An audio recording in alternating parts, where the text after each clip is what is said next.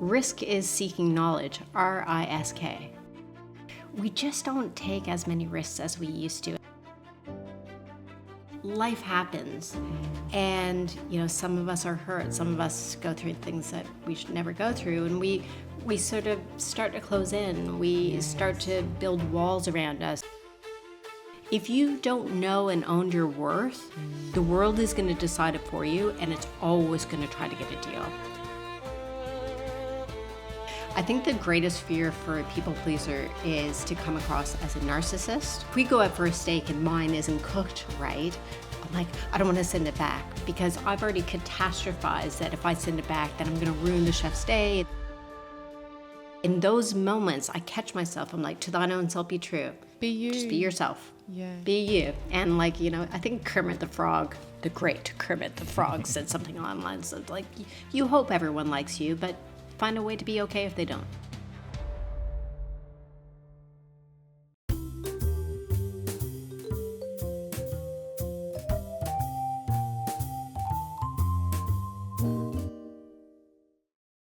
Welcome everybody to the Reconnect to Self podcast, the show that helps you ultimately rediscover what brings you joy. My name is Scott. I am here as always with my wife Tracy, who is a counsellor of 20 years experience, a qualified breathwork instructor, and a certified psychedelic assisted therapist.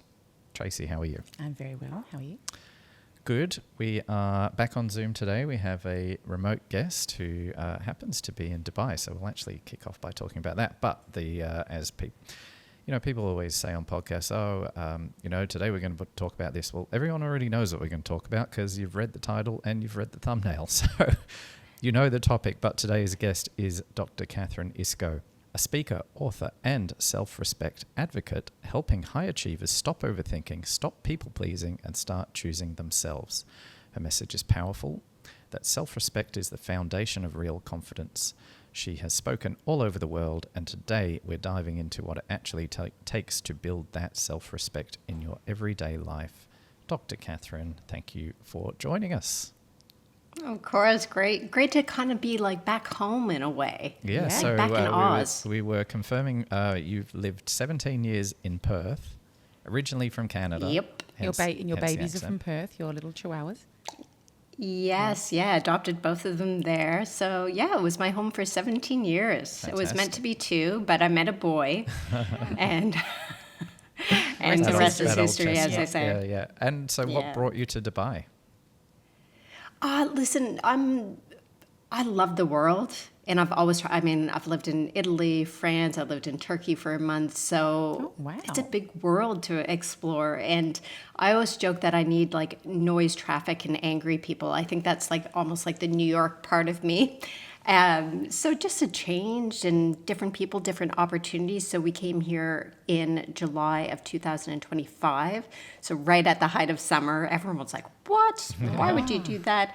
And it was, I think there was one time I got in my car and it's at 54 degrees on the dashboard. Of course, that's because of the overheating and stuff. So I was that's a little bit of a spicy day. A little bit spicy. Perth is hot, but that is another level. That's a whole nother level. Gosh. It would be remiss of us to ask how things are going. So Tracy and I don't watch the news, so we are not informed, but we know enough. But even to know we know that there's been bombings in Dubai. So what's happening over there? How are you? You're probably not going to learn anything that's, I don't want to say true, but verified. The news is having a field day when it comes to what's being portrayed here. Listen, it's interesting. When people ask me how I am, I say I'm fine. I think it would be really weird if I don't practice what I preach in regards to overthinking, but that doesn't mean that everything is fine here. Buildings are being hit and so forth. And as mentioned, I apologize. This is a people pleaser in me. Apologize in advance if a missile alert goes off in the middle of the podcast. I can't turn it off. You said that to us before the show. So just so normal. Matter of fact. Yep. This is just part of my life now. Yeah, I think just everything when you get it, it's almost like exposure therapy. And Tracy, you will know this, from your work. The more you sort of expose to something, the more you understand it. Yeah. And it's not about control; it's about understanding it. And so it's interesting because there's a lot of people here. Dubai people remind me of New York people in the sense that they're very protective of their city, very protective of their country. The people who love living here love living here and are very proud Dubaiers or UAEers. Yeah. And if we speak really kindly about the situation, everyone's like, oh, so are you getting paid to say that? Like, no. What? No. I'm like, no, that's like, the drone did hit the building, but just so it's been a quagmire. It's been like a psychological quagmire in that regard, and very interesting to observe. Wow. So anyways, the point being is, thank you. I'm fine. The dogs are fine. Apologies in advance if a missile alert goes off. I'll just have to move back from the window. But other than that, let's do it. So bizarre. It is so wow. bizarre. Well, I'm glad that you're feeling okay, and I'm very grateful for you coming on the show. So why don't we kick off with a little bit about your backstory? Like, how did you get it? Because, obviously the intro sort of talked about self-respect and people pleasing, and we've done an episode before on people pleasing, and I've spoke about that. I definitely used to be a people pleaser. I probably still have some of those traits kicking around. But tell us about you. How did this all start for you? I think the best way is, do you mind if I tell a story that sort of encapsulates everything? Great. Go. Excellent. Stories, tangents, whatever. Perfect. Oh, tangent. I'm the queen of tangents. You look up tangents in the dictionary, there's my face. Here's your permission. So I remember I moved, so after going bankrupt for $250,000, which I'm happy to go into that story later, I started a restaurant and catering business when I was 21, went bankrupt by 23, and my parents were like, why don't you try school? They're both academics. I was like, sure. So I ended up going to York University in Toronto, and I was looking for an apartment near York, and I found one. And I rented this basement apartment, and upstairs there was this lady, and we ended up becoming good friends because we both had dogs, of course. Yep. Always the dog mom. Yep. And so we said, oh, why don't we go for, I can't say it out loud, but WALK, right? Because then the dogs will go crazy on Saturday. And I was like, yeah, great. I really respected her. She was doing her master's in psychology. She was just a really smart lady. And I was like, oh, maybe she could be my friend. Saturday came. I was like, I'm ready to go when you are. And she's like, oh, shoot, I'm so sorry. I forgot. Can we reschedule? I was like, sure. Like, the disappointed, trying to be happy, but so crushed because the expectations were up here. And I was like, this is the start of a new friendship.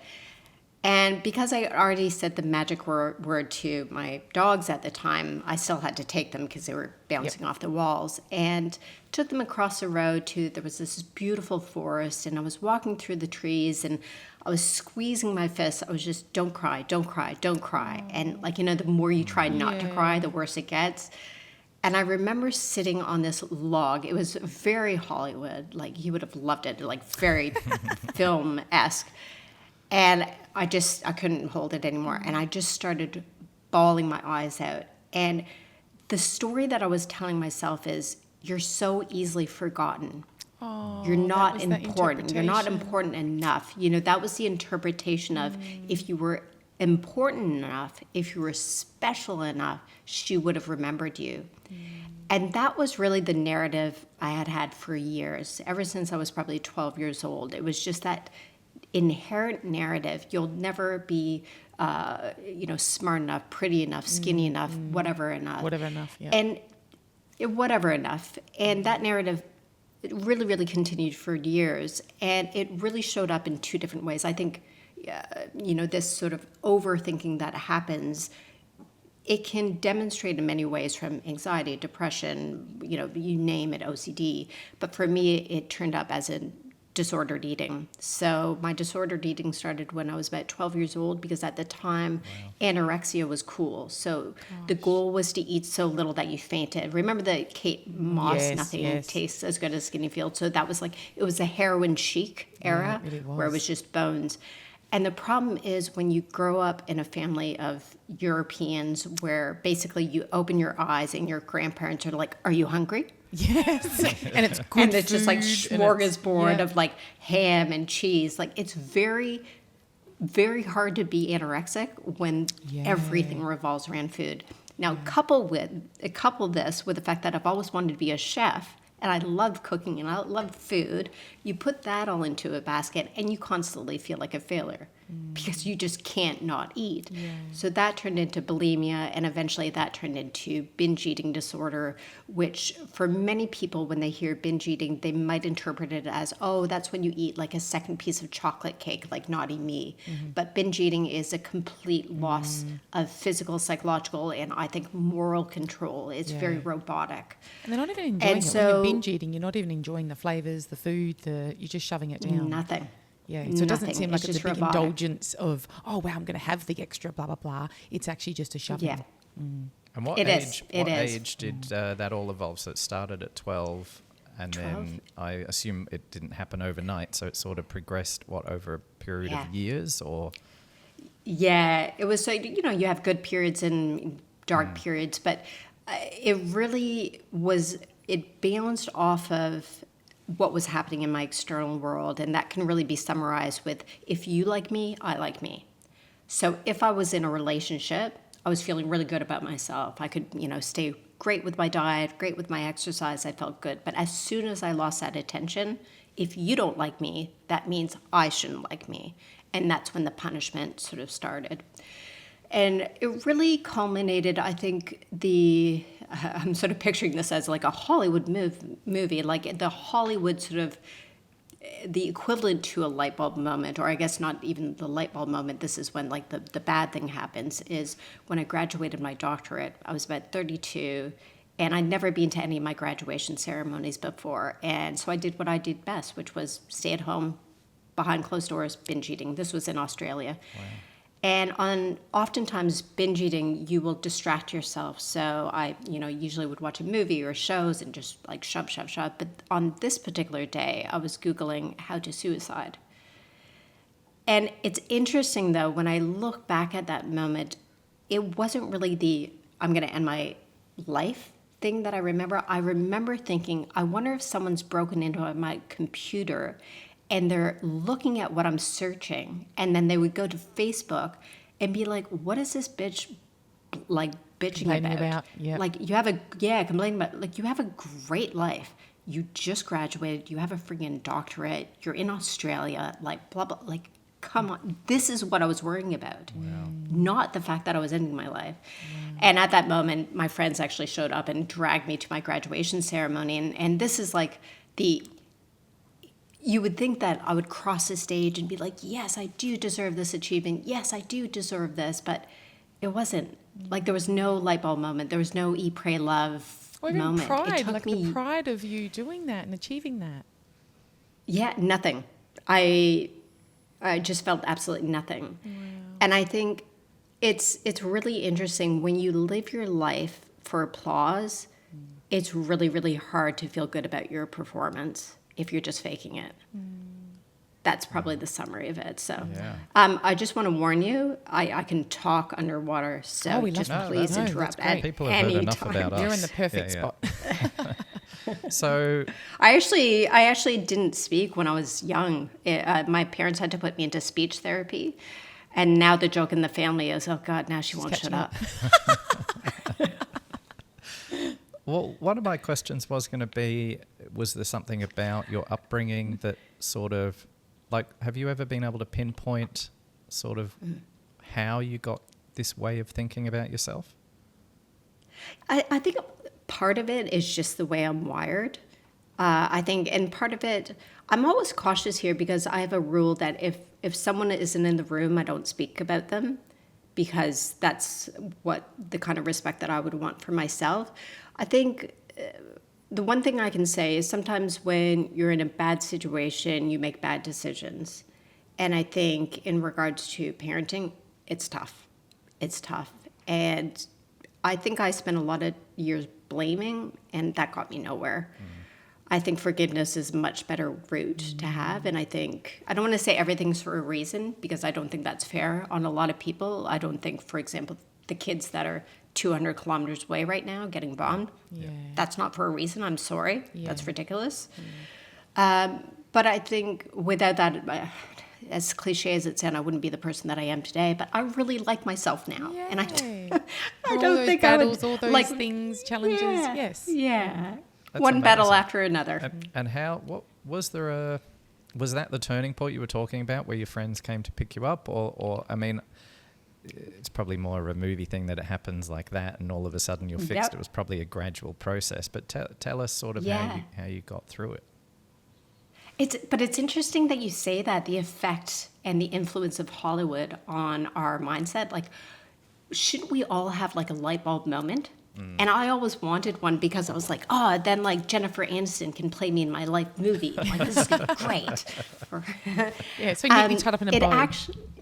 Yeah. I was like, damn it, that didn't happen. But I always talk about dimmer switch moments. That I think is more realistic. You know, periods in our life where the light just turns on a little bit and you're like, okay, I understand things a bit better. But it actually took me years and years and years to realize something incredibly simple but profound, which was life is never going to get easier, but your ability to navigate it does. And I think life is kind of like a horse. This is a weird analogy, but it's kind of like a horse. You can either choose to look at it from the shit end or the nose end. And it's learning that you can walk around a situation and look at it from different angles. Yes. So what happened was, it was really years later. I think I was about 42-ish, and my life was just a mess. Relationship was a mess. Career was a mess. Everything was just like bleh. And of course, because at the time I was like a mindset expert, I did the most responsible thing possible, and I ran away. I got on a plane. I was like, sayonara, bitches. I'm out of here.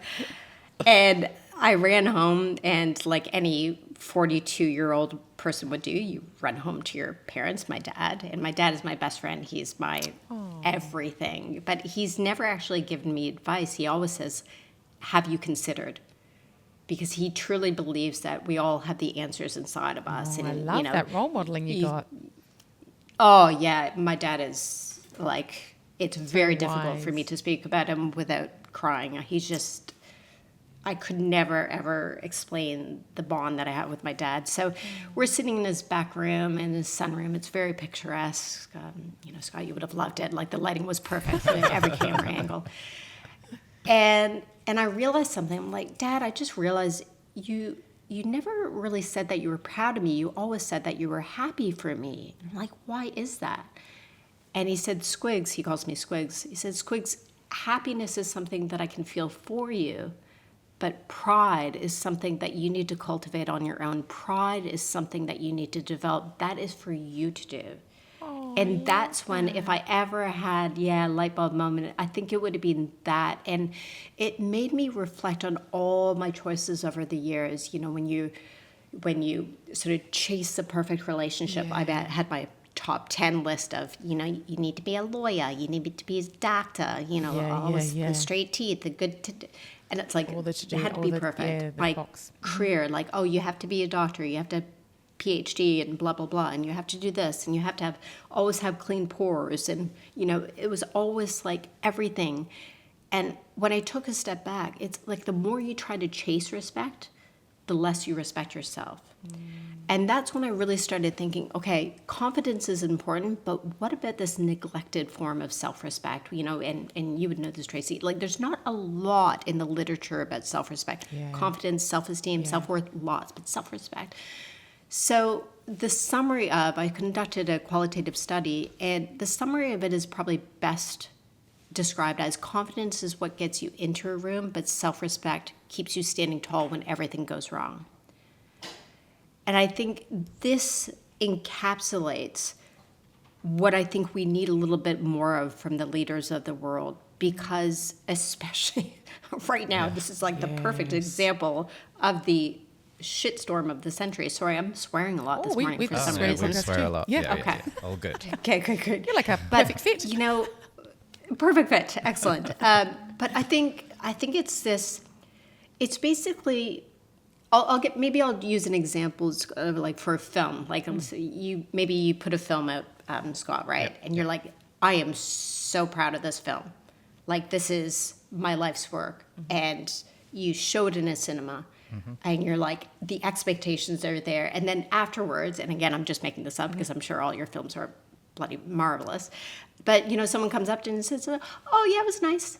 Oh yeah, he does I've have had this. that. He does have this. I've had that exact experience but it was before the film came out, and we were doing like a pre-showing. It was still in a cinema, but there was only about 5 people watching, and there was one of the people there who I kind of respected a lot, and this was when it was probably my first major thing that I put out. I'd done a couple of other projects, but this was like the first major one, and I have a lot of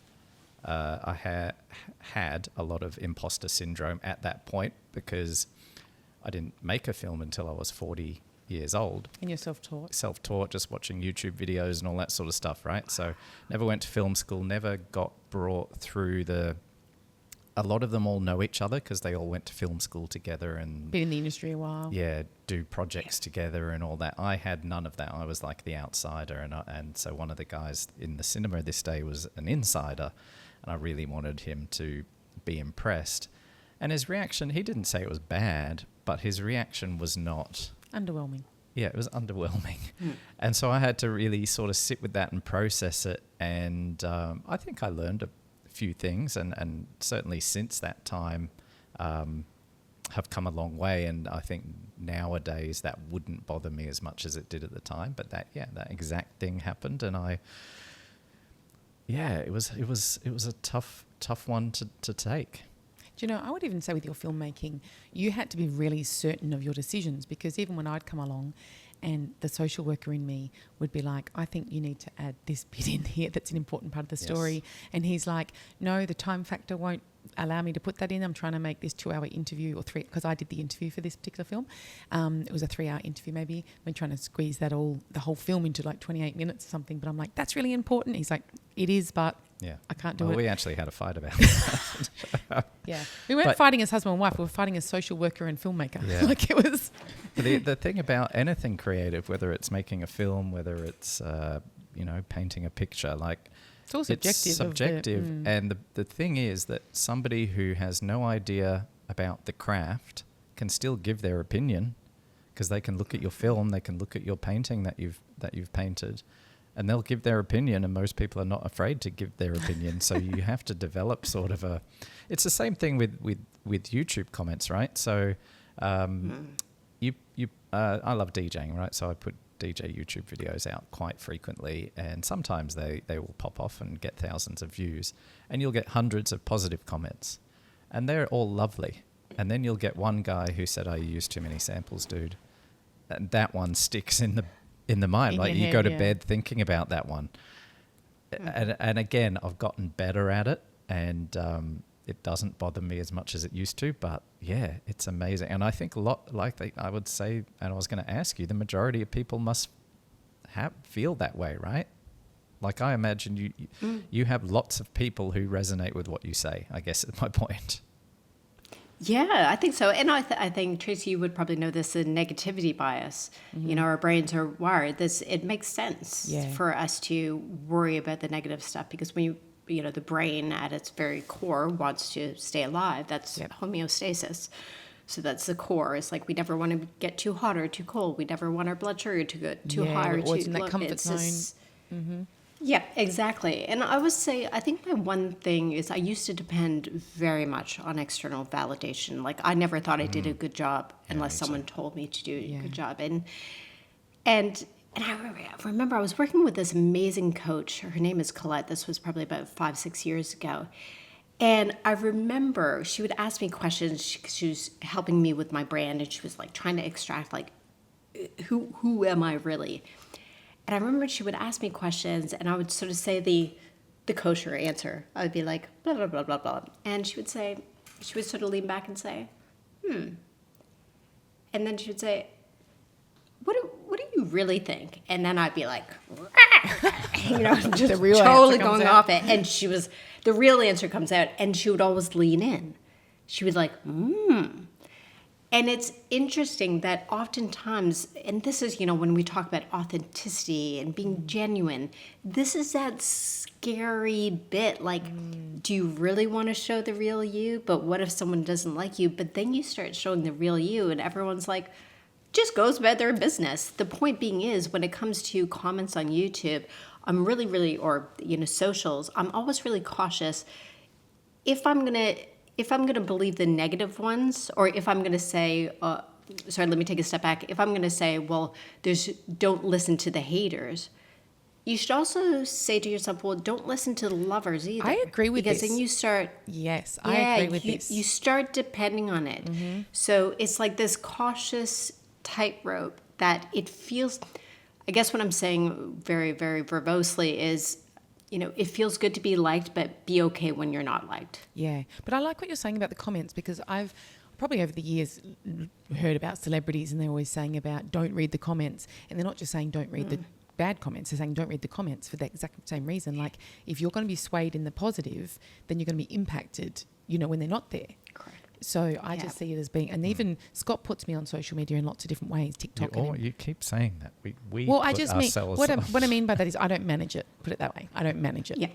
I'm uploading the videos. Yeah, so I'm not seeing the comments. I'm not even on TikTok. I don't even have an account on. Well, I do apparently. I actually did that on purpose. Yes. To protect you a little bit. He wanted to try things that I wouldn't necessarily agree with. So he put things on TikTok that I wouldn't see. But the good thing is, I don't see those comments, and so every now and again he'll say something to me, and I'm like, I don't even care. I don't want to know.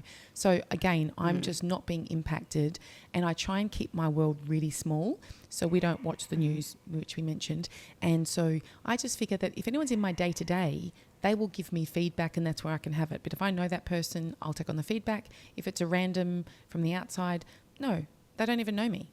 Yeah, I think that's big. You've come a long way with that. Katherine, what about people pleasing? We've done an episode about it. I am convinced I know I was a people pleaser for a very long time, probably still have some of those characteristics. How common is it? And how often do you come across it and in your day-to-day and you speak around the world, and like, is it an epidemic of people pleasers out there? It's definitely on a spectrum. I mean, there are some, just like anything, there are some that are just so dependent on what other people think of them versus, I think you can inch back from it. And I think you and I have done that effectively over the years, that we used to be severe people pleasers, and then we sort of inch back. I think the greatest fear for a people pleaser is to come across as a narcissist. Yeah. So that's why it's really, really, really difficult to inch back. And I'll give you a really benign example. So if my partner is like a walking stomach, he loves going out for a steak especially. And if we go out for a steak and mine isn't cooked right, I'm like, I don't want to send it back, because I've already catastrophized that if I send it back, then I'm going to ruin the chef's day, and then he's going to spit on it, and then like put poison on it, and then, it's just blah, blah, blah. So I'd rather have food poisoning than send a steak back, right? So in that sense, I don't want to come across as a selfish bitch, basically, a narcissist. Like, oh, it's all about me, right? So I just suck it up. But I don't realize that just saying, hello, I know this isn't you, but is there any way that you can just like cook the steak just a little bit more for me? In my head, I'm like, that is the most selfish thing in the entire universe. But it's actually just a normal, self-respecting thing to do. And you're paying this for is that, super. so yes. Yes, yeah, absolutely. And so I think when it comes to, if you've been born and bred and raised as a people pleaser, which is especially common in Canada, I think Canadians are the worst, because you're very we are polite over born. there. Yeah. We have like a genetic coding to say sorry. I remember once I bumped into a door and I said sorry to a door. Yeah, it's automatic. It was automatic. And so to inch back from that, but I'll tell you probably the worst people-pleasing story. So this was during my master's degree in Toronto, and I just, all night, I was like, just felt really itchy, and I felt uncomfortable, and then I usually would ride into school, but I was like, I felt like crap, so I drove into school, and I was like telling my lab mates, I'm like, I just have all these rashes on my legs, and one of them's like, you have meningitis. You got to go to emergency now. I was like, yeah, I'm just going to finish this like one study, like the high achiever in me. I was like, let me just finish this one thing. Yeah. Oh my God. So I go to emergency and I'm like, sorry. And they're like, oh, you just have to wait. And I was like, okay. And anyway, so I'm sitting there and just feeling like death warmed up in the waiting room at Sunnybrook Hospital. And after about 40 minutes, I was like, excuse me. And they're like, you got to wait. I was like, I think I have meningitis. And they're like, part the way. And like, rush me in. And then, it's like, got worse. And so they have to do a spinal tap, to verify. And I get an intern doing my spinal tap. You don't want an intern for doing that. Yeah, so I'm sitting there like, back over it. And she just couldn't do it. She was really, really tired. I was like, Disaster. it's okay. You're going to be fine. Like, just keep on trying. And You were here I encouraging am. her. You were encouraging her. Oh, yeah, I was like, because I could see that she was really, really nervous. And obviously when you're doing a spinal tap, you don't want to, just go the wrong way. And so she just kept on trying. And finally the doctor came in and was like, okay, let me do it. So the point being is I was literally, and it turned out to be viral, not bacterial, thankfully. Yeah. But I was so sick. And all I could think about was being polite and ensuring that, this intern felt comfortable doing a spinal tap. So the point being is when it comes to people pleasing, I think there's various degrees. I think I was on the severe end. Yeah. Can you walk back from it? You absolutely can. But it's kind of like if you've always written with your right hand and then someone says, well, it's healthier to write with your left hand. It takes a long time. You always want to default back to those old behaviors because you're like, yeah, but this situation is different. This, I really do need to be super nice. So I just started really small, like doing small, like, for example, if I'm at the deli, I would ask for, can you slice that shaved instead of sliced? Like I would just start with really, really small stuff. Scott's looking at me like that because the amount of times I've had to go to the deli counter and ask them not just for shaved, but specifically say how thin it should be. This one I have to go on her behalf. I'll do it for me as well, but if you're going to the shops, I will get you to do that. And look, that's the people pleaser in him. He doesn't want to inconvenience. True, that I did not want to inconvenience that and be that person going, whatever your version of shaved is, it's not skinny enough. I would say, we're talking about if you think it's going to break apart, perfect. If you think it's at the level, it's going to almost crumble. You're at the right length. Oh, that's right, the right width. Yeah. I had to do that a few times. But I actually never connected my lack of wanting to do that with people pleasing. Oh, good. This is good, Catherine, because also he doesn't like to order food for me either because I'll usually tweak something. So he doesn't want. But she's so specific. He doesn't want the tweak. So specific with food orders at a restaurant. So to the point where do I have to order? No, you do it. I'm not doing it. Yeah. So I must have that little bit of people pleasing left in me. We're going to your example about the hospital. What I would say to my clients with things where they realise later, or maybe they're not realising in the session, but I'll say to them, I always separate things out in third person, and that way they can see what they're doing to themselves. So in that example, I would be saying, you're literally saying to Catherine, okay, be quiet. I know you're in pain. I know you're really uncomfortable, but shush, it's not about you. It's about that doctor, and she needs to get this right. So you shush up. Or you encourage her. And so once you say it out loud in that third person way, it kind of shocks people. They're like, oh, I am saying that. Or, if you're saying to that younger Catherine, just eat the steak. I know you don't really like it that way, but too bad. I know you're paying for it, but get on with it. You're just being unkind. Yeah. And so by naming it in that way, they can kind of see what they're doing internally. But otherwise, they just go along with it. That's just, again, they're normal. Totally. It's their default. That's how their brain was programmed for sure. Yes. And I'm sure you know about the fawn response, right? Yes. Tracy? Yes. Especially as kids, because we couldn't get away.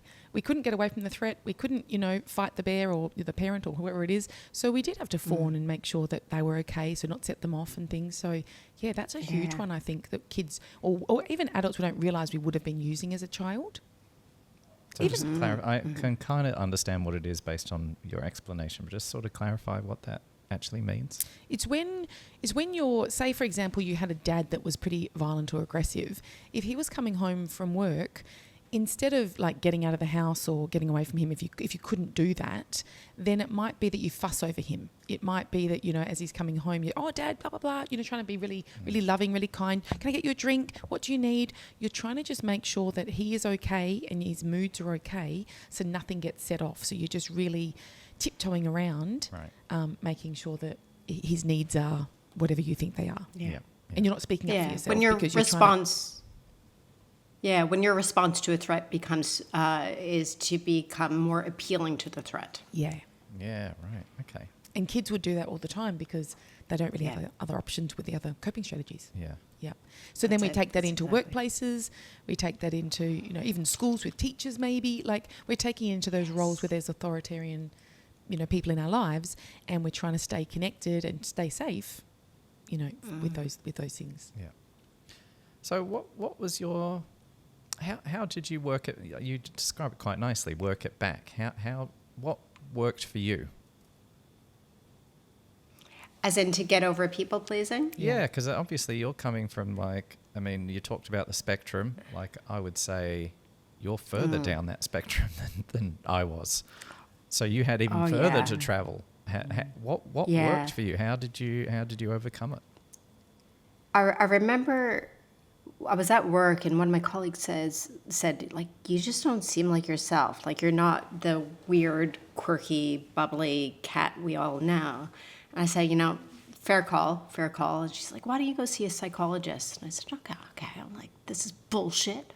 Fine. I'll go see one. So I'm driving to the psychologist. I'm like, this has got to be bullshit. Anyway, so within like 5 minutes with the psychologist, she's like, you're burnt out. I'm like, excuse me? I'm like, no. And she's like, you're burnt out. I was like, no, I'm fine. I'm totally fine. Like the high achiever in me is like, I can't be burnt out. Like I teach this stuff. I'm a mindset expert, for God's sake. She's like, you're going to need to take some time off. I'm like, how much time off? She's like, you know, when they go, you're like, oh shit, this is going to be bad. I was like, I think at least a month. I was like, no. That is not going to happen. So I actually talked her down to taking the rest of the afternoon off. I was like, a month is not going to happen. I'm like, nope.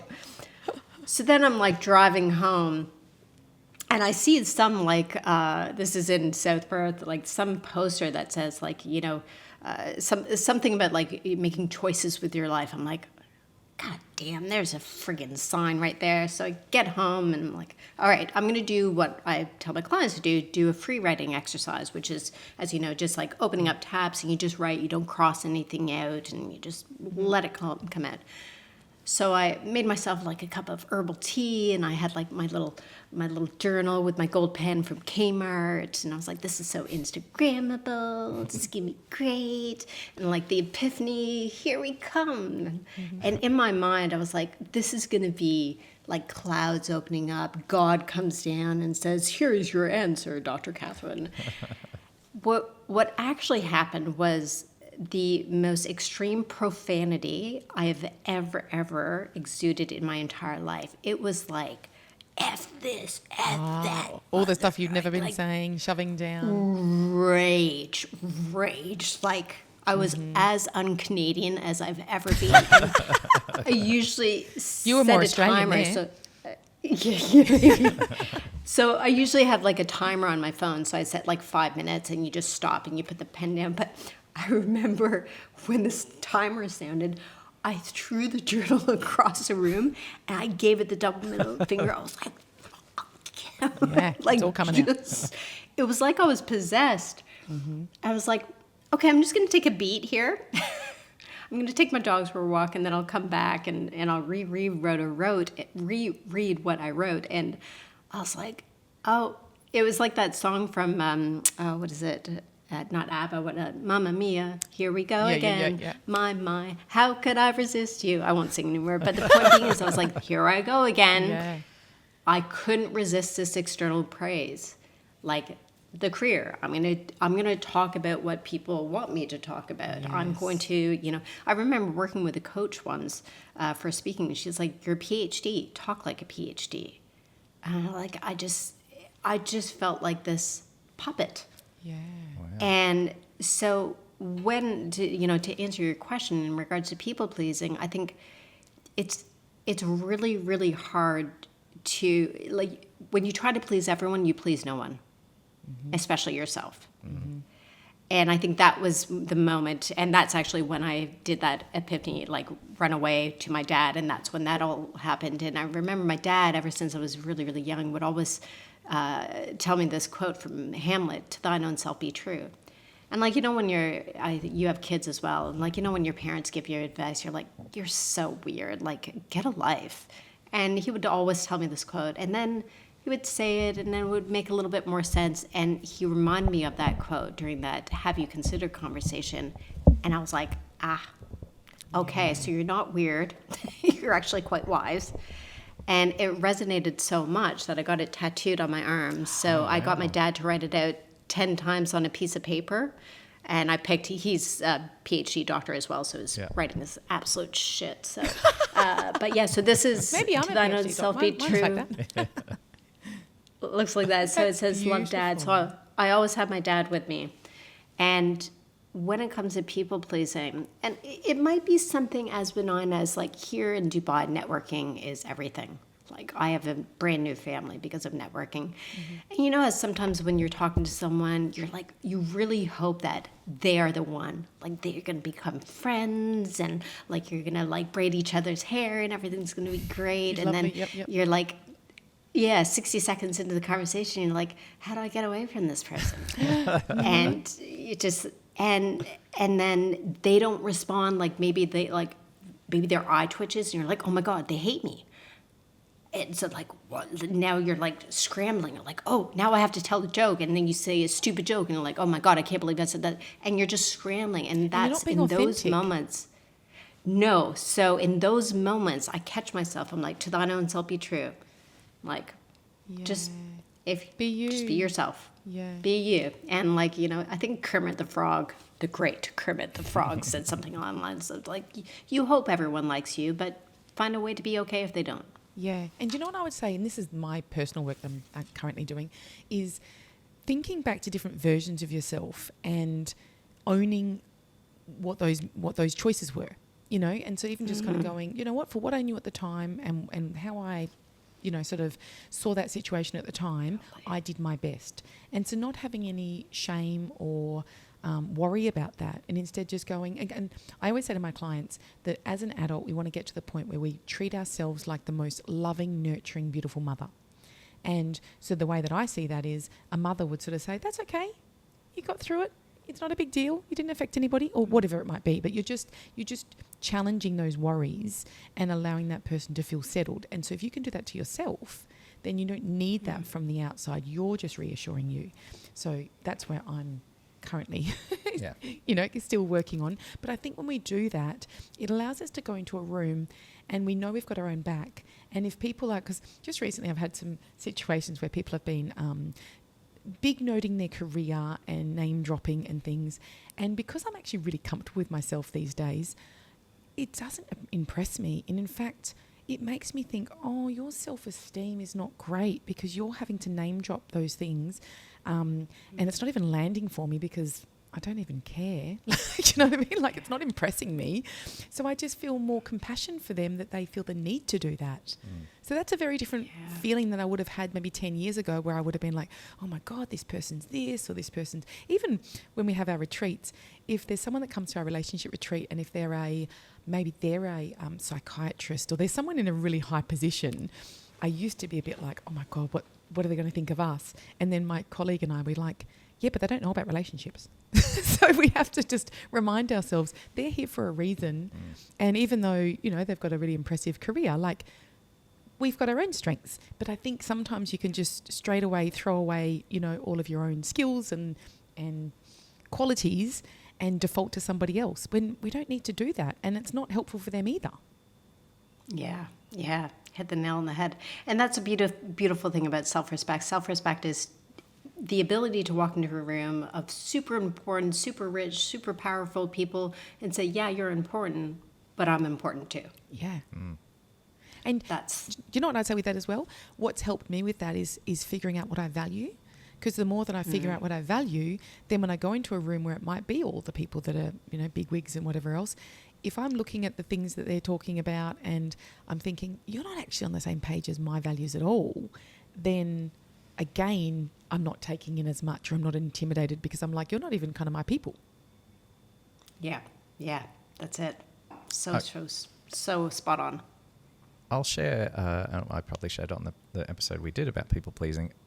One of the things that really, and I don't know at what age I finally understood this, but I was quite old. Like, it was people, and I think you've sort of touched on this earlier, is people don't think about you anywhere near as much as you think they think about you.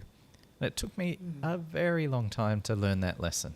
And people pleasing, I think, is quite closely aligned to that, because you're constantly, oh, what are they thinking about me? Well, the answer is probably not a lot, because you're barely on their mind. But we have this thing, because we all live in this movie inside our own head, where we're the main character, that all the other supporting characters are talking about us. But that's not it. They're the main character on their show, story, on their movie. Yeah. And so they're thinking about themselves 99% of the day. You might rate a mention in their thoughts at some point, but it's not going to be a lot. And I think we overemphasize that a bit too much, and we work it up, and all the stories, all the self-talk, all the things we tell ourselves in our head, when none of that is actually playing out in reality. Yeah, well, it's like your original story about your friend. You know, you had the story of that she, you know, wasn't bothered with you, or that it was all about you, compared to whatever was going on in her world. The irony of that story could be, she might have been thinking, oh, Catherine's going to be judging me, that I'm flaky and I don't do this and I don't do, like, that could have happened. Not saying it did, but it could have. Yeah. I wanted to link it back, because you have I think it's a new book about self-respect. Yes. And I had a little look on I see the horrible marketing. I should have been having it right here. There you go. Most people listen anyway, so it's fine. But I will link it in the description. Thank you. So tell us a little bit about that, because you have some principles, and I've printed these out because I thought they were so good, and I think really worth maybe digging into each one, because basically you spelled out the word respect, and then each letter, so R is for risk it, in brackets, or regret it. And the sentence there is, taking risks rarely gives instant rewards, but staying safe guarantees none. Tell us about that. These are all fascinating. One. Yeah. That's actually my favorite one. So these actually make up my keynote as well. So it's like a little bit of a parallel there. So I tell these stories on stage. But these came from doing a qualitative study, because I wanted to really figure out what self-respect was. And so when I extracted all the data, it really came down into these sort of 7 attributes that people had. So then I was like, oh, well, I'll probably have a story to tell. That I love stories, as probably you do as well. Yes. So it's funny that you chose, well, I guess that's the first one, so that's why you chose it. But this is my favorite one, because we just don't take as many risks as we used to, like as kids. Like kids, they're just like the embodiment of being themselves. Like, they will walk up to you with their big brown eyes, like look in your face, and then like fart in your face and then run away laughing. Yeah. And they'll be like, "This is the greatest day ever." Tell you something. Yeah. There's no holds barred. They're just like, this is awesome. And then life happens, and some of us are hurt. Some of us go through things that we should never go through, and we sort of start to close in. We start to build walls around us. And I'm fascinated with the with etymology, which is like the study of where words come from. And if you look at the etymology of the word evolution, it means to roll out what was rolled up. And I thought, oh, that is so classic. Like, because kids are just like, yeah, I'm like the best, and I'm going to be like Whitney Houston, hairbrush, that kind of thing. Yeah. And then shit happens, and we roll up. And I think evolution and taking risks is that unraveling of ourselves. It's like, hey, here I am, and I'm just going to put myself out there. And like the word risk, I love anything to do with words. Is risk is seeking knowledge, RISK. That's really what a risk is. Yeah, right. Yeah. RISK, risk Yeah. is seeking knowledge. So this story is actually, you'll love this one because it has to do with someone in film. I was at this retreat conference thing, and the speaker was announced, and he was actually the talent agent for Chris Hemsworth. I was like, whoa. Chris Hemsworth Got your attention? is my hall pass. Oh my God, he's just just everything about that beautiful man is just. Anyways, sorry, stay focused. What were we talking about? People on Okay. the radio won't have seen that visual that you just gave, but we liked it. Yeah. It was essentially two hands holding Chris's butt, yes. giving it a little squeeze. And what an ass it is, Chris, And if the you're facial listening to expression. this. Hello. So, but more importantly, I just piloted this series, and at the time it was called Driven Women. So it was this series about driving around with incredible women, and the stories underneath their sex is not sex, their success. Sorry, I'm clearly thinking about Chris still. You've not left that thought. No. And so I was like, I had this pilot episode, and I've always been interested in the entertainment industry. And I was like, screw it, I'm going to go up and talk to this guy, and we'll call him the Silver Fox. And so I said, oh, Silver Fox, I'm wondering, do you have some time tomorrow? I've always been interested in the entertainment industry and like how to get into it. And just for me to ask you a couple of questions, like, why don't we just talk now? So I was like, holy shit. So I started explaining about this series. He's like, oh, send me the pilot. I'll watch it overnight and we can chat tomorrow. I was like, holy shit. Wow. So I took like 2 hours to write him this email because, you're rereading. Yeah. Anyways, I'm truncating the story, but the next day we caught up and he's like, it's great production value, great storyline, but I was like, oh, God, I hate that word, but.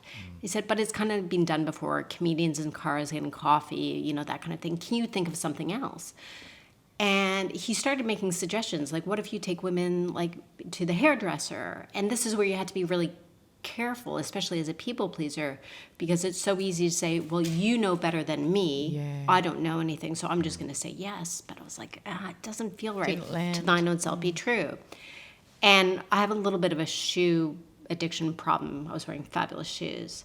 And I looked down at my shoes. I'm like, well, what about if I take them shoe shopping in her shoes? Shoes, stories, and sensational women. It's like, I love it. So flew back from Fiji to Perth, filmed the next one. I sent it to him, and he was like, that's great. Here's a couple of tweaks, like, this cut and that cut, and you move the storyline, blah, blah, blah. I was like, great. So I edited it, and we was bouncing back and forth with email. Then I sent him the final one. I was like, oh, like this is it. Like, this is my ticket to Hollywood. This is Netflix. And do you want to know what he said? What? Absolutely nothing. I never heard from him again. Ghosted me. No way. Oh, that's Never heard from him terrible. again. But the point is this, is on the plane ride home, I didn't say, oh, coulda, shoulda, woulda gone to talk to him. What would have happened? Taking a risk rarely gives you instant results, but playing it safe guarantees absolutely none. And what we need to recognize when it comes to self-respect and taking risks, the risk is in the doing, not the achieving. So we win when we send that email to that super important person, not when they respond. Or at networking, we win when we go introduce ourselves to that person that we respect, not when that conversation goes perfectly. Yeah, I agree. And so this is everything for me. And it especially is like probably that little ingredient that has helped me so much when it comes to achievement and people pleasing and self-respect and confidence. Just the genius is in the doing, not the thinking. Yeah. We spend so much time waiting for that perfect sentence or the perfect moment. And if I had one wish for your listeners, it would be after this, listening to this podcast, is do that thing that you've been sitting on. Because there's no better time than now than to do it. You're never, ever going to feel ready. You're never going to feel worthy enough to walk through that door. For people listening, if that resonates, go and listen, if you haven't already, to the episode with Craig Hollywood, which is a story of how he started a charity that's now helped over 30,000 people. And he started literally with one haircut in a car park in Northbridge. It's an amazing story. It's all about how to start something. Just do it, basically. That's the advice you were giving. And whatever step that is, like obviously with his story, you know, he talked about what his steps were and things, but even for us with our retreats and things, sometimes it could just start with sending an inquiry to a venue. Like it could just be gaining the knowledge, just gaining the information. It doesn't have to be that at that point you're ready to take the step, but even just inquiring about what's in your area for whatever it might be, even just doing some research around something, but just taking that first step, however small it is, it's still putting energy into it. It's still going to create momentum, and it stops it being from one of those one day I'll get there. One day when the kids move out, when the kids stop playing sport, when the whatever the win is. So, and then that doesn't happen. I'd love to keep reading through some of these. Oh, sorry, you go. Go ahead. I was going to say No, sorry. This is now my show, by the way. I don't know good. You're the guest. You're the star. It is your show. No, I was going to say with people pleasing, I think asking for help, especially when you want to start something, is so incredibly difficult for so many of us because we think, oh, why would we bother them? Like they have tough lives. Why would they want to help me? Like, don't you think that's especially for your retreats? Yeah. Even you saying that about I don't want to bother people. People say that even when I say, you know, can we expand your network or could you catch up with someone on a weekend or whatever? And they're like, oh, yeah, but they've got kids and they're just busy and they won't even ask. I'm like, I've got kids. If someone asks me to do something, I'm happy to do it. So you can't know what their answer is going to be. You're just assuming that they're busy. Jumping to conclusion. Yeah. So that's actually the T of the RESPECT acronym is take the help and achieve more faster. Yeah, jump to that. I can read out the thing. Do you want to hear the story behind it? Yes. Yeah, but I'll read it first because I like these. I think they sound really good. So T is take the help and achieve more faster. Carve your own path, but don't let stubbornness block support when you lose your way. Yes. So the story is actually my first scientific conference. So this was during my master's degree, and the conference was in Washington, D.C., and I'd never been there. And Washington, this was, I think, June, and Washington is really easy to navigate because it's on a grid system, letters one way, numbers the other way. So I thought, I'm just going to walk to the conference. It's, I looked in on my map because then we didn't have GPS on our phones, and my overpriced BlackBerry definitely didn't have it. And so I set upon my way. It's beautiful summer's day, gorgeous, Washington. And I thought, it's going to take me about 20 minutes to get there. And at the 30-minute mark, I'm like, probably should have been there by now. And this is like a conference center. Like it's big in the center of Washington. It's impossible to miss. So I'm like, okay, just keep on going. It'll be fine. I'll be fine. And then I start noticing like differences in the houses. Like they were a bit more dilapidated, like not really cared for. And I was like, this doesn't feel right. And, you sort of said, should I turn around? Not. But I was like, just keep on going. And then at like probably about the 45-minute mark, I'm like, I start seeing bars on the window, and not the decorative kind at all. And I came to this passage where it was like do or die, where it's just there was a chain link fence on one side, and I was just like, I just had to keep on going till I reached an intersection. And I see these two cop cars parked side by side, and it was like this, I don't think it's known in Australia, but we have this song like, one of these things do not belong here. Like that's the kind of look that they were looking at me. They're like, you do not belong here. One of them reached out and curled his finger. He says, come here. So I crossed the street and I'm like, so I'm like a little bit lost here. And they're like, you think? And of course I'm like, I'm trying to get to the conference center. Like, can you just like point me to a bus or something like that? And they're like, one of them is like, get in the car. I'm like, no, I don't want to bother you. I'm like, yeah, exactly. I was like, oh my God, don't you have like people to like arrest? And he's like, get in the car right now. And so I tried to get in the back, but he's like, no, you can get in the front. So we're driving. He's like, do you not know where you are? I'm like, no. Like, you're just Canadian happy. Yeah. He's like, you're in the worst area of the northeastern seaboard, and the only reason why you're alive right now is because the murderers are still asleep and the drug dealers are at church with their moms because it was Sunday morning. He's like, there is no reason why you should be still walking right now. Oh my God. And it's funny, just when he said that, an announcement, or what do you call it, like an alert came on the radio, and they're like, we see Misty, we see Misty. And he's like, sorry, can't pursue. I have a civilian in a vehicle. I'm like, who's Misty? And so Misty was found, this prostitute that was naked wearing only a Christmas wreath in that area. So the point being is, like, if that wasn't evidence that I was in the wrong part of town, a woman like walking around like dosed off her head with a... Anyways. Yeah.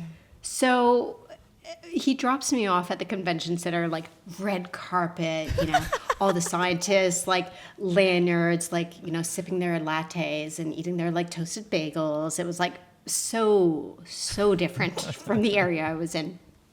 Get out of the car. I said, I'm so sorry. Like, thank you so much. I'm so sorry to have wasted your time. And he said, listen, he sort of chuckled. He said, listen, we can go through life a couple different ways. You can either stumble through life and try to find your way on your own, or you can ask for help and get to where you're going a whole lot faster. Oh, wow. He gave you the point line. of that is, yeah, I'll remember it forever and ever and ever. But the point being is, like, especially as high achievers, and especially, for the people listening, you might be saying to yourself, I'm really smart. I can figure this out on my own. Yeah. I'm just going to do it because I don't want to ask for help. I don't want to admit the fact that I don't know everything because that's a weakness. But smart people try to figure things out on their own. Wise people are brave enough to know when it's time to let someone give them a helping hand. And I think that was a lesson in the story. It's like, when I'm trying to figure things out nowadays, I ask friends, I ask my dad, I ask ChatGPT. It doesn't matter who you ask, but it's okay to not know everything. I mean, my dad he was a researcher, he was a physiologist for 40 years, and when he retired, I said, Dad, what do you know? And he said, the only thing I know is I know nothing. Because the more we learn, the more we realize we just are drops in the ocean when it comes to our knowledge. And so that's when it comes to self-respect, is saying, just admitting, I don't know something, and I'd rather just figure this out quick, because life goes by like that. And it's also that having your own back to go, it's okay that you don't know everything. It's that loving mother again, going, that's okay. You can ask for help. You can check in with people, but you don't need to know everyone. It doesn't make you less than, it doesn't make you, not enough. It just means that, of course, you're not going to know everything. Not, you have things that you specialize in, you're interested in, but apart from that, you need to ask other people. So I like that. I like that that you're giving that advice. Yeah, it's good. Clever police officer. I'll read a couple more because I think a few of them we have actually covered, like, as I'm going through the list. But I like the second one as well, which is embrace your worth. Knowing your worth doesn't mean you think you're worth more than others. I can keep on going with the stories if you want. Yeah, but, give us that. Okay, well, one more. Yeah, so we'll fit one more. This is actually... Yeah, go for it. Well, I'll truncate the story. It was in Singapore, and I was... great shopping, great food, but I bought these pair of pants that needed hemmed because I'm only 5'1". If I'm really stretching myself out, I'm a tiny little thing. I'm carry on size. So because of this, I've always had my pants tailored, so I know the routine. I usually mark them, drop them off. You get a ticket, and then you pay when you return. But I remember this one tailored. I said, "Oh, can I get my pants tailored?" And she's like, "Leave them there." She was like this little Asian woman just sewing away. She didn't even look up at me on her stool. And so I left them and I just walked away. And I figured, she said, "Pick them up tomorrow at 1:30. Started walking away and she said, "You pay me now." And I was like, holy shit. So I went back. I was like, paid her. And she's like, "You come tomorrow, 1:30. Right? So on the way back, I was like, this is a woman who knows her worth. Is she going to win Customer Service Award of the Year? No, not totally. But she was kind of like a mini Liam Neeson, from that line, what I do have is a very particular set of skills I've honed over a very long career. So this was a woman that simply knew that her time, energy, and effort were valuable to me, and she wanted advance payment. And I think, if you don't know and own your worth, the world is going to decide it for you, and it's always going to try to get a deal. Yeah. And that's really this. And I think it's incredibly important. I don't want to genderify this, but I think women still need to come a long way, because we are very, oh no, we can, like, that was me in my consulting years. I was like, oh, just helping people. Like, this is easy for me. Like, I'll spend 3 hours with you. And, oh, no, you can just give me a hug. And like, a hug does not pay your synergy bill. Yeah. So I think embracing your worth is incredibly important. I think people in the spiritual community don't necessarily have that. I think they have, they call them offerings, and their offerings are very, very reasonably priced.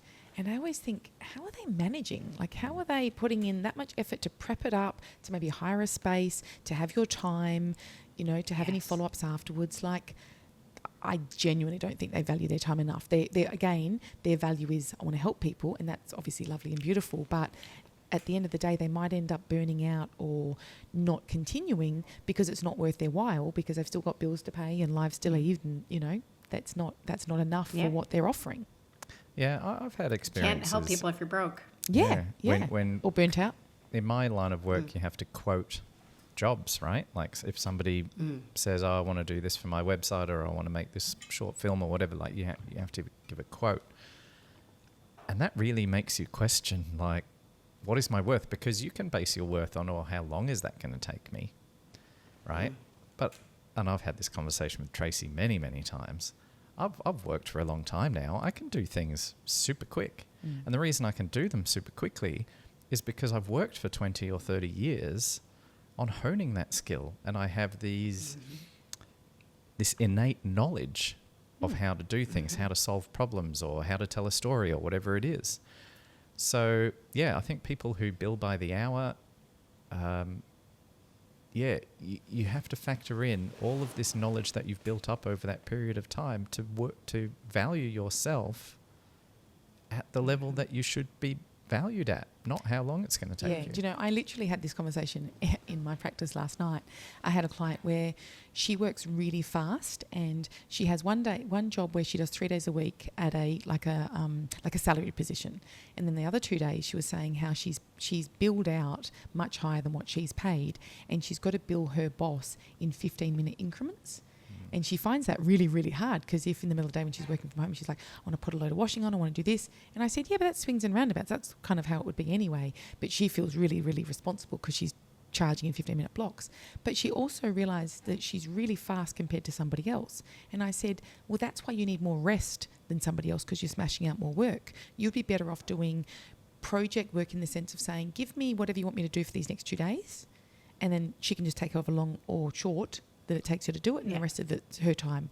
But if she's just taking those hours, she's grabbing more and more and more and more things, and she's churning through the work, but she's exhausted afterwards because she's doing almost 3 people's jobs in the short time frame, because she's not actually valuing her worth to go, I'm faster than most people, I'm more efficient than most people, so I should be actually able to smash that out in a day and a half and then have half a day to chill.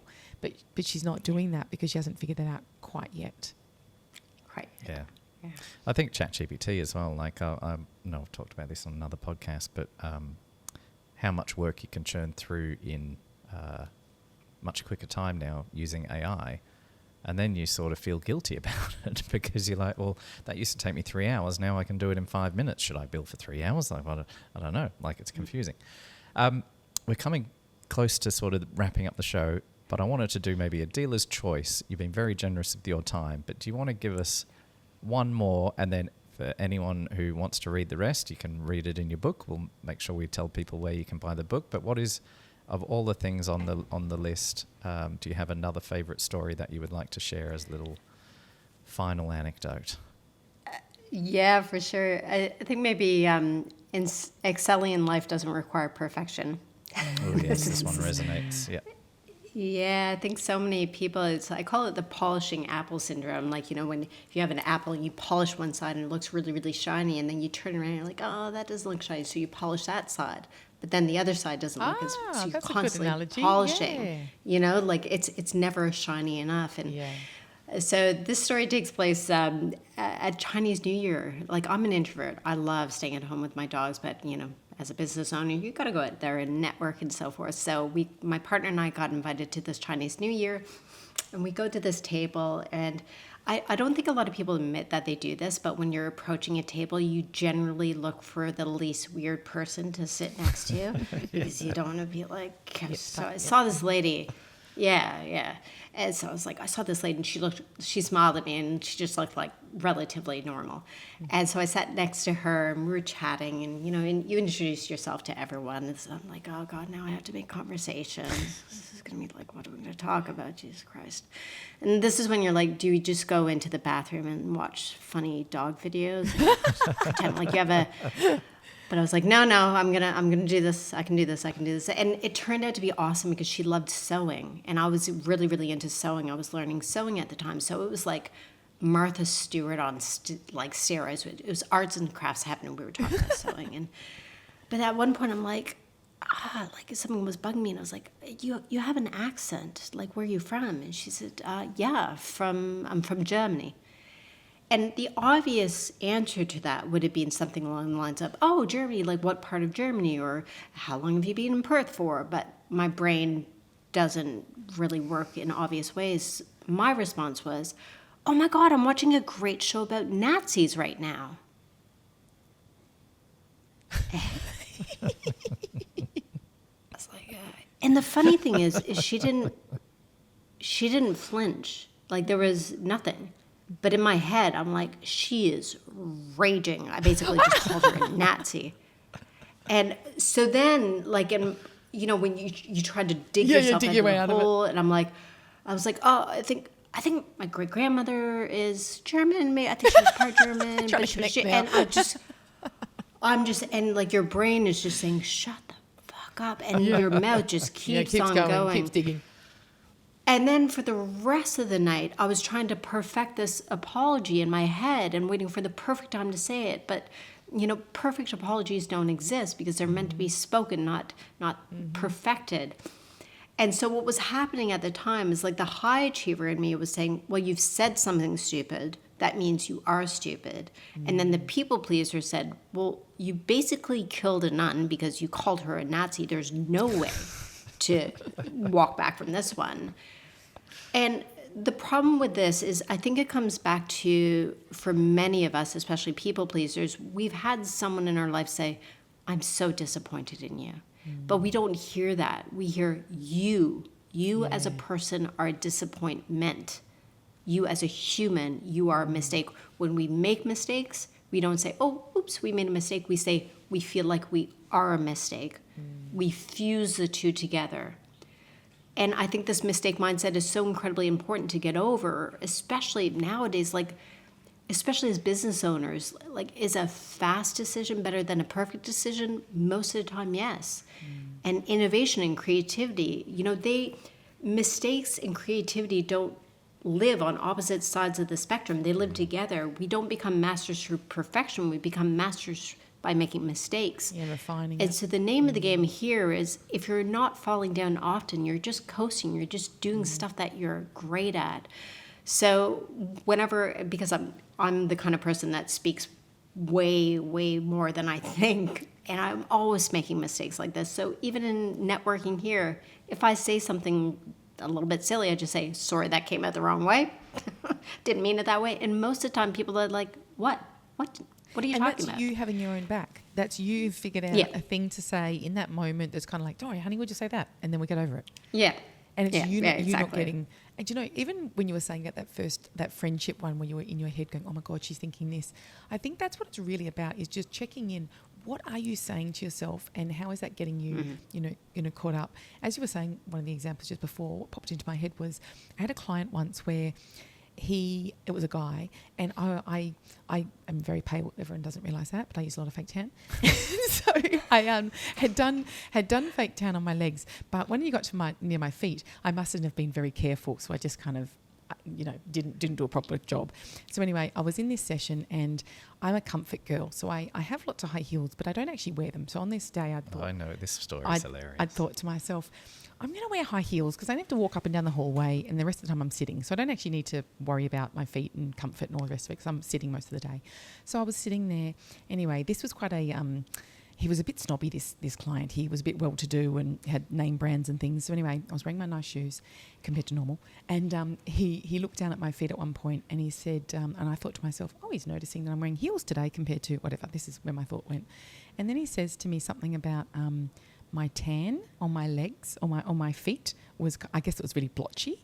So when I looked at it, I could see from the angle that he was, because I must have my legs crossed and he could see a certain angle, that it did look really blotchy and really terrible.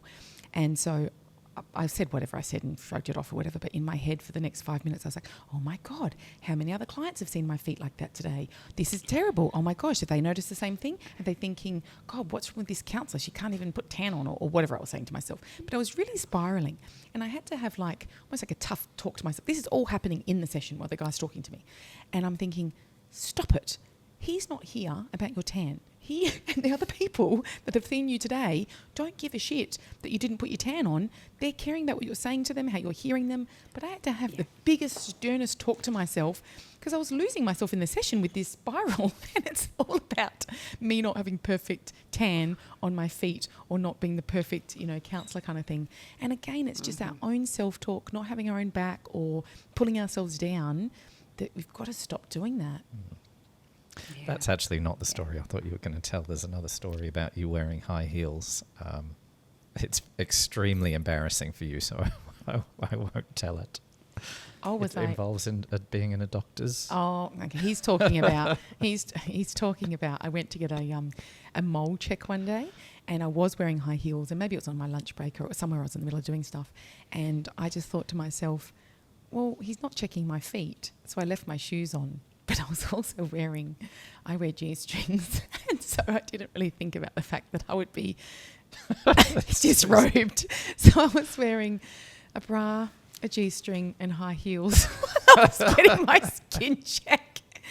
And halfway through I thought, I should have taken my shoes off. Because it seems ridiculous. That's a memorable appointment. It sure is. Anyway. Well, that feels like a nice place to end. That one with I don't even know why, because this has no relevance to people pleasing at all. No. Yeah. Anyway, but maybe I was pleasing him. Okay. That's a different kind of pleasing. I feel like I've gone hot. Yeah, it is a different type of pleasing, for sure.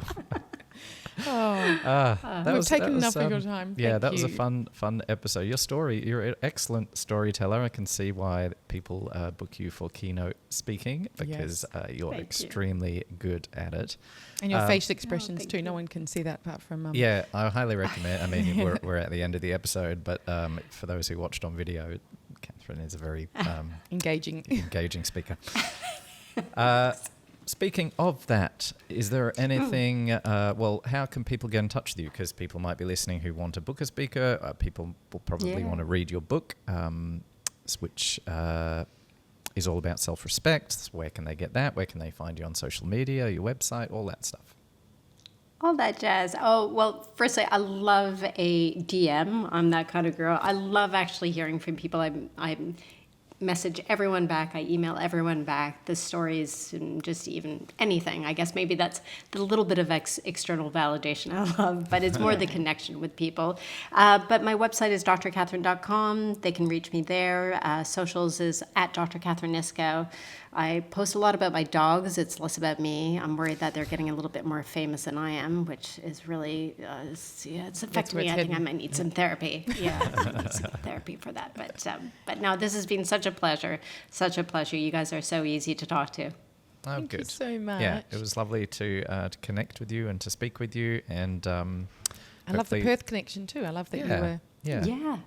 And hopefully we might have you on the show in the future. That would be awesome. Yes. So good luck with everything on a serious note and what's happening in your country. Good luck with it. Thank you. And take care. And thank you again for your time. You know, thank you. Thanks. Okay. She was a very funny storyteller. She was lovely. She was amazing. She had so many good stories, good facial expressions. She was really entertaining. Yeah, very engaging. And you know, you can learn quite a bit from from listening to her. Like every story like had a good. Yeah, there was she uses this for a keynote, so that's why she's chosen those stories. But they all had a good sort of moral or learning. Lesson in there for her. I love learning that way. That stories is my favourite way to learn. So she was my perfect guest. Yeah, I agree. Okay.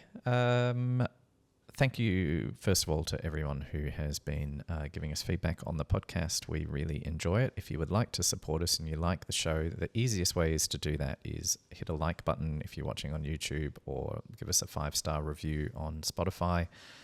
Leave a comment. And the easiest thing is tell your friends. Or share an episode you think would be relevant for them. We've got loads of episodes now. Yeah. What are we up to? How many? I think this will be pushing 40, might even be 41. Wow. Yeah, heading towards the half century. I know, that's my next goal, 50 episodes. Yeah. I saw a stat the other day where it said most podcasts stop after 4 episodes because they might not feel like people are listening to them, and it's a lot of work to go into something. It's a huge amount of work. I think people underestimate how much work it actually is. And even me, because I just sit here and chat and you do all the other stuff. Yeah, I do it all. I mean, you're a very valuable part of the show. But yeah, it's a lot of work, and so it is nice to get feedback. I mean, the irony of talking about this with people pleasing, but it is nice to get feedback. But to know that it's landing and resonating. Yeah. So thank you also to the people that have been giving us feedback on our mini breath work that we released on YouTube. One of my clients actually sent me a message all the way from Europe. She was on a river cruise, and her her started their day in a salt room doing our breath work, which made me feel so warm and fuzzy. That was such a nice message to receive, and that she took the time to do that from her holiday. So that was nice to hear that. So thank you. And we have had a few nice comments about that. So if people don't know what we're talking about, that is a 15-minute breath work with a 5-minute meditation at the end. It's on YouTube, and it's basically mixing my love for deep house music with our love for breath work. And so because quite often when you listen to a breath work, the music choice, in my opinion, can be random. That's probably the nicest word I can use. Like there's all sorts of. It's not necessarily your style. No, and a lot of people like my style. So if you like house music, deep house music in particular, it's not banging house music. It's it's got quite melodic.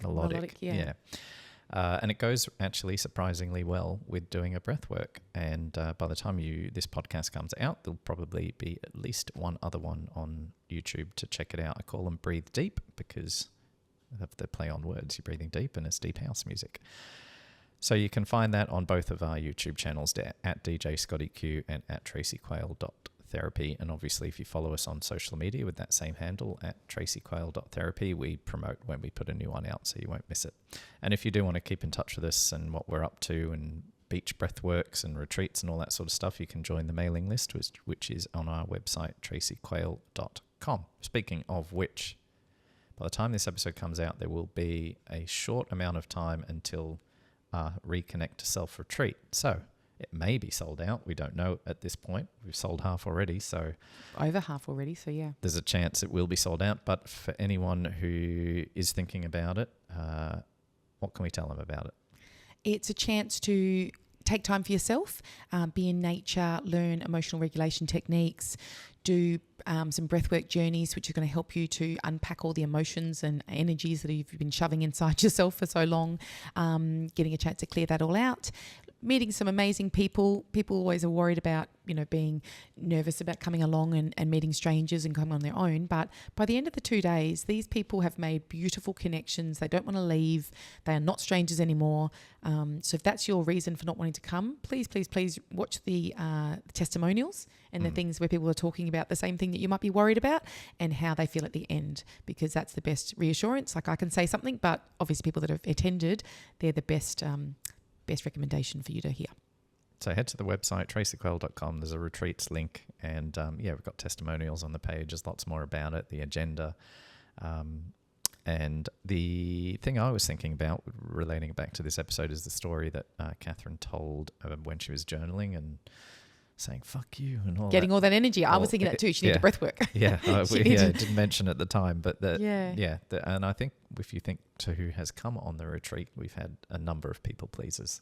Yes, definitely. So this is definitely for people that don't put themselves first. It's time to start putting yourself first, and this is a good step.